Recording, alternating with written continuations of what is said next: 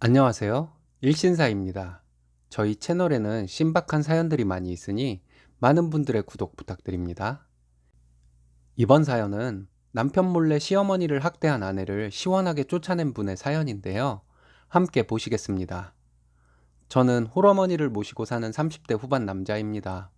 미혼이라고 해야 할지 돌싱이라고 해야 할지 모르겠지만 저는 어쨌든 싱글이 되긴 했네요. 지잡대를 졸업하고 작은 중소기업 회사에 취직을 해서 열심히 일하며 살았습니다. 제가 7년간 다녔던 첫 직장의 사장님은 교묘한 방법으로 최저임금도 되지 않는 월급을 주었지만 그저 일만 알고 열심히 살았습니다. 직원이라 봐야 10명도 안 되는 작은 유통회사였습니다. 7년간 일을 하고 퇴직을 해서 30대 초반에 사업을 시작했습니다. 직장을 다니던 시절에 안면을 트고 지냈던 회사들 거래처들이 저를 좋게 봤는지 많은 분들이 도움을 줘서 제 사업은 금세 자리가 잡혔고 매출이 잘 나왔습니다. 전 직장에서 함께 일하던 후임들도 제 업체로 들어오고 싶어 하는 친구들이 있어서 채용을 하고 그 친구들이 성심껏 일을 해줘서 승승장구할 수 있었습니다. 지금 이 업계에서 어느 정도 알아주는 회사로 알려져 있습니다. 사업을 시작한 지 10년도 채 안 되었지만 제 명의로 서울에 아파트 2채를 가지고 있을 정도로 나름 승승장구를 해왔습니다. 저는 누나가 2명이 있고 누나 둘은 결혼을 해서 잘 살고 있습니다. 그리고 저는 계속 어머니와 살았고 앞으로도 계속 어머니를 모실 예정이고요. 거래처에 호양호재하는 직원이 한 여자를 소개해 주었습니다. 일에 몰두해서 15년 가까이 살다 보니 대학을 졸업한 후에는 여자를 만나본 적이 없었네요. 소개를 받은 그 여자는 미모도 미모였지만 말을 참 상냥하게 하는 여자였습니다. 제가 홀어머니와 함께 살고 있다고 하였더니 자기는 어린 시절부터 현모양처가 되는 것이 꿈이었다면서 어머니를 모시고 사는 것에 대한 로망이 있다는 말에 그녀에게 빠져들었습니다. 몇 번을 만나고 우리는 결혼을 전제로 만나기 시작했습니다. 그리고 만난 지 3달 만에 제 아내가 되었죠.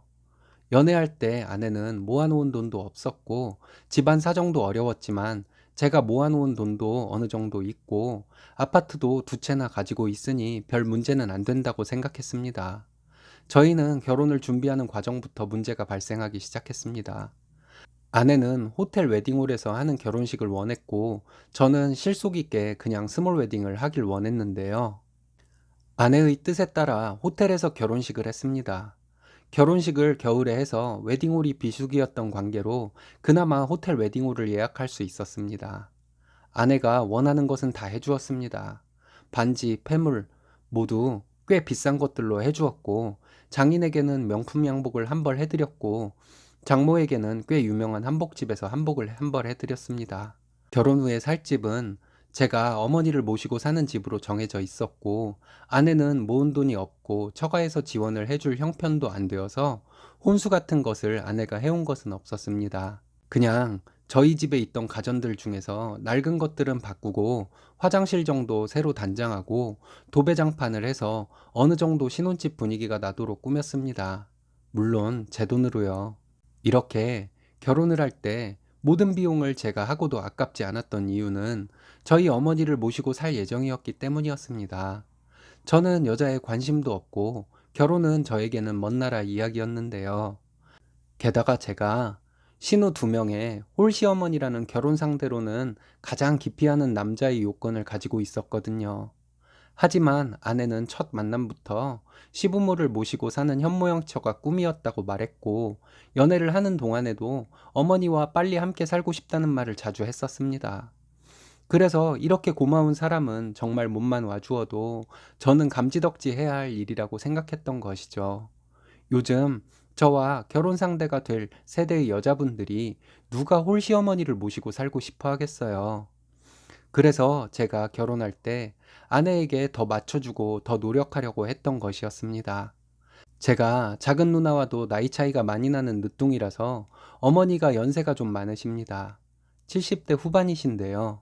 젊어서 아버지가 돌아가시고 저희 3남매 굶기지 않고 대학까지 보내기 위해서 고생을 많이 하셔서 몸이 좀 약하십니다. 허리도 좀 굽으셨고요. 어머니는 제가 결혼을 하고 계속 모시고 살 것이라는 말에 좋아하실 줄 알았었는데 오히려 부담스러워 하셨습니다. 혼자 밥 해먹고 있는 게 뭐가 어렵냐며 작은 집이나 하나 얻어서 나가 사시겠다고 하셨습니다. 괜히 어머니로 인해 늦은 나이에 결혼하는 저희 결혼 생활에 누가 되고 싶지 않으시다고 하시면서요. 하지만 저는 어머니께 아내가 한 말들을 얘기하며 어머니를 모시고 살고 싶어 하는 여자라고 자랑도 했습니다. 어머니랑 함께 살면서 아이도 낳고 행복하게 살 것이라고 말씀드렸고요. 그렇게 호텔에서 결혼식을 하고 신혼여행도 아내가 원하는 유럽여행 14박 15일을 다녀왔습니다. 꿈에 그리던 여자와의 결혼식은 정말 행복했습니다. 하지만 신혼여행을 다녀와서 처가에 인사를 드리러 갔을 때부터 결혼 생활이 삐걱거리기 시작했습니다.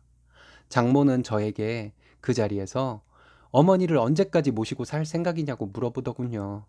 무슨 말씀인가 했더니 장모는 애지중지하며 키운 딸이 홀시어머니를 모시고 살며 고생을 할 것이 너무 마음이 아프다며 꼭 홀시어머니를 모시고 결혼 생활을 해야겠냐고 하더군요.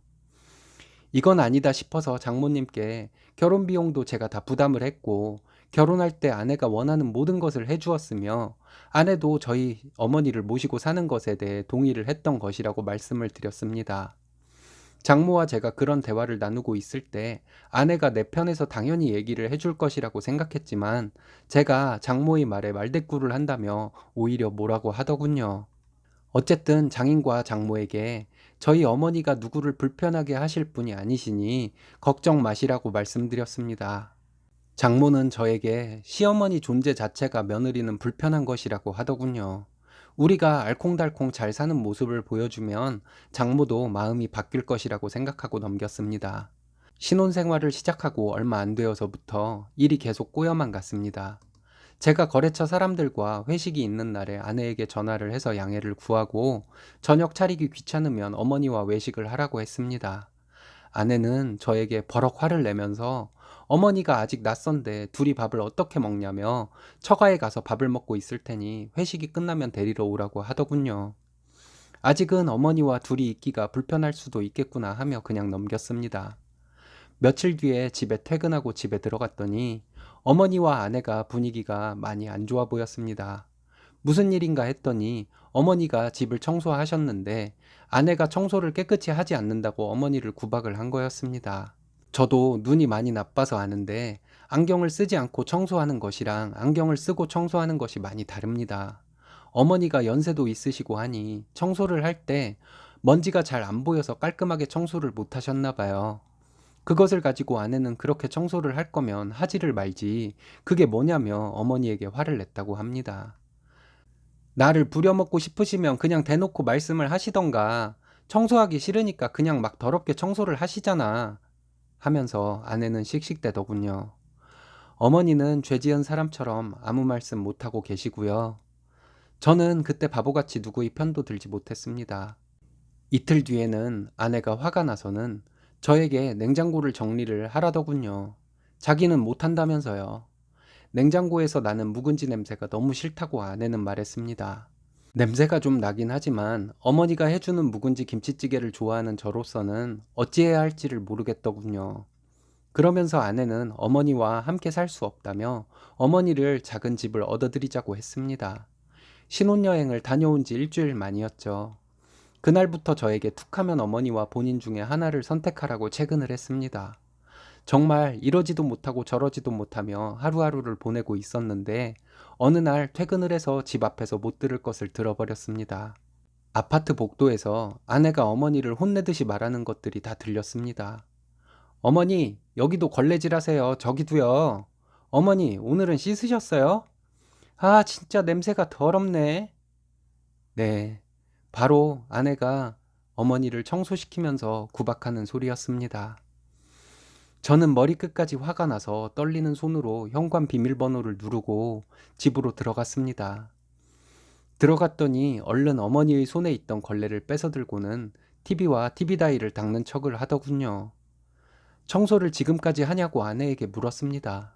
아내는 퇴근하고 지금껏 청소를 하고 있다고 하더군요. 그래서 제가 문 앞에서 어머니를 구박하면서 청소를 시키는 소리를 다 들었다고 말했습니다. 아내는 걸레를 저에게 더 집어던지면서 그럼 자기가 하던가 하더니 자기는 이런 곳에서 더 이상 냄새나고 역겨워서 못 살겠다고 하더군요. 순간 제가 이성을 잃었습니다. 아내의 뺨을 치려고 하는 순간에 어머니께서 제 팔을 잡더군요. 야, 인간 같지도 않은 년아. 우리 엄마가 네 몸종이냐? 너같이 기본 예의도 모르는 인간하고는 나도 안 산다, 안 살아. 너 우리 엄마 부려먹고 네 화풀이 상대 삼으려고 이 집에 들어왔냐? 너 같은 년이랑은 나도 못 살겠다. 이렇게 말했더니 아내는 저에게 소리를 지르며 다가와서는 때려보라는 듯이 몸싸움을 걸었습니다.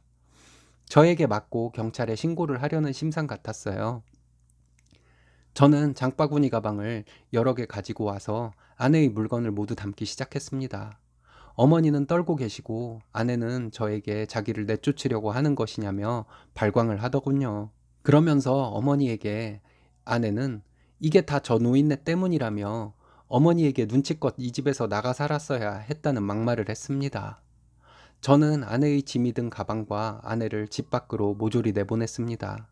그리고 저는 아내에게 결혼할 때 나는 너한테 원하는 거 다 해줬어.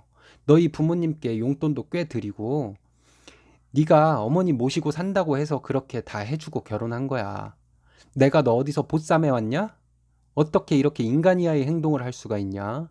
너 같은 쓰레기랑은 잠시도 같이 있기 싫으니까 니네 집으로 가. 라고 했습니다. 그리고 우리는 아직 혼인신고도 안 했으니 복잡하게 할 것 없이 그냥 여기서 네 물건 가지고 꺼지라고 했습니다. 아내는 악에 받쳐 아파트 복도가 떠나가도록 소리를 지르더군요. 네 엄마를 내보내야지 왜 자기를 내보내냐고요. 그러면서 하는 말이 저같이 후질구레한 남자랑 누가 결혼하겠냐며 자기니까 결혼해 준 것이라는 헛소리를 했습니다. 내 사업이 이렇게 잘 나가는데 마음만 먹으면 또 결혼 못 하겠냐? 네가 우리 엄마 모시고 산다고 속여서 너 같은 거랑 결혼한 거야. 내가 일만 하느라 순진했지. 그냥 잔말 말고 꺼져. 라고 말하며 문을 닫아버렸습니다. 어머니께서 말씀하시길 아내가 제가 없을 때 어머니에게 막말을 참 많이도 했다더군요. 그리고 집안일을 모두 저희 어머니에게 시키고 아내는 방에서 핸드폰만 들여다보고 있었답니다. 어머니가 밥을 차리고 밥을 먹으라고 하면 더러워서 안 먹는다고 하고요. 어머니께 너무 죄송했습니다. 제가 결국은 사람 보는 눈이 없어서 이 사단이 난 거니까요. 2주 정도 뒤에 장모와 아내가 찾아와서 저에게 싹싹 빌며 다시 들어와 살겠다고 하더군요. 장모는 저를 보자마자 저에게 어머니 모시고 사는 것만으로도 고마운 줄 알아야지 제가 어떻게 이럴 수가 있냐고 했습니다. 제가 그동안 아내가 저희 어머니에게 한 짓을 몇 가지만 얘기해 드렸습니다. 그리고 이외에도 일이 많은데 더 이상은 얘기 안 하겠다고 했습니다. 그랬더니 장모는 그래도 어머니를 모시고 사는 며느리인데 그 정도는 저와 어머니가 감수해야 하는 것이라고 하더군요. 저와 어머니가 그걸 왜 감수하냐고 했습니다. 제가 돈 벌어서 당신 딸 같은 거지근성에 막대먹은 여자 집에 적선하려고 돈 버는 줄 아냐고 말했습니다. 나는 똥 밟았다 생각하고 앞으로 가식이 아닌 진실되고 착한 여자를 잘 구별해서 만나 결혼할 것이니 되먹지 못한 딸 결혼시키려면 기본부터 전부 다시 가르쳐야 할 텐데 불가능한 일이긴 하겠지만 노력은 해보시라고 했습니다. 두 모녀는 처진 어깨로 돌아서서 가더군요. 그리고는 얼마 뒤에 또 제 사무실로 그 여자가 찾아왔습니다. 다시 잘해보자고 하더군요. 두말 없이 그럴 일 없다고 말하고 등 떠밀어 내쫓아 버렸습니다. 그리고 한 달 정도 지났네요. 그 모녀 앞에서는 강하게 말했지만 앞으로도 한동안은 상처받은 어머니를 잘 보살펴 드려야겠습니다. 제 상처도 치유되는 데까지는 어느 정도 시간이 필요하겠죠. 이렇게 하소연이나 하려고 여기 글을 올립니다. 제 이야기 들어주셔서 감사합니다. 사람이 작정하고 사기치려 덤비면 이렇게 허무하게 당하기도 하나 봅니다. 쓰니님 힘내시고요. 능력 좋고 효성도 깊으시니 곧 좋은 분 만나게 되실 겁니다. 화이팅 하세요. 오늘의 사연은 여기까지입니다. 재밌으셨다면 좋아요, 구독 부탁드려요. 일신사는 여러분들의 사연으로 제작됩니다. 많은 사연 제보 바랍니다. 여러분들의 사연은 아래 메일 주소로 부탁드려요.